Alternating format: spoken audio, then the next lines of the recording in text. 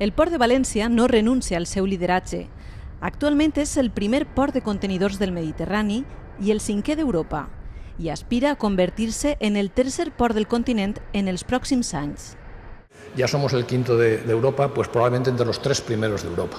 Obviamente hay puertos que hoy por hoy son inalcanzables, pero otros no tanto.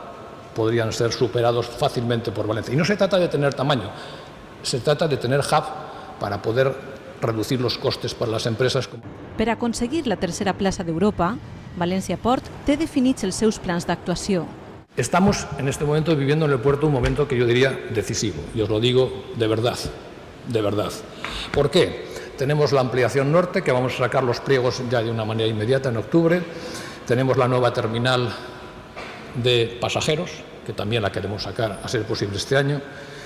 Queremos empezar a impulsar la tercera dársena de Sagunto para que dentro de 6, 7, 8 años, cuando el nuevo ciclo económico repunte otra vez, tengamos espacios que ofrecer a las empresas que quieran ubicarse en nuestro entorno. Estamos poniendo en marcha las áreas logísticas, Parsagún, Mazal, etcétera, etcétera, la ampliación de Parsagún 1, la Parsagún 2. Amb les noves inversions, València Port s'assegura seguir sent un port hub capaç d'atendre els grans bucs de les rutes transoceàniques. Només així es podrà continuar creixent i generant ocupació.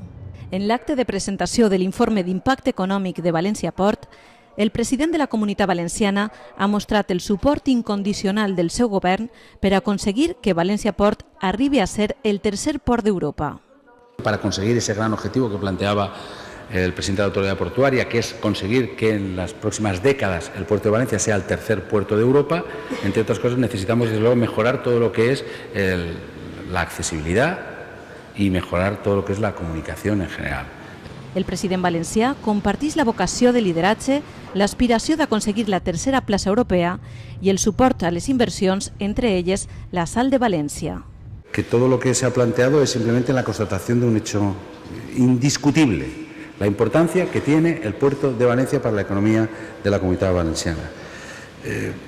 Yo creo que estos 2.500 millones de euros de valor añadido, los 38.000, más de casi 40.000 empleos, todas estas cifras dan cuenta de que en estos momentos la economía valenciana no sería lo que es si no tuviera el puerto. Les xifres de l'informe d'impacte econòmic de València Port són una clara mostra de la importància dels ports que gestiona l'Autoritat Portuària de València, els ports de València, Sagunt i Gandia.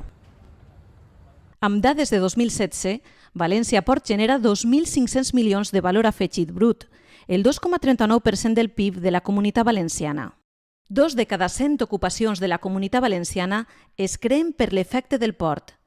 Exactament 38.866 llocs de treball, una xifra que creix any rere any i s'acosta als 40.000.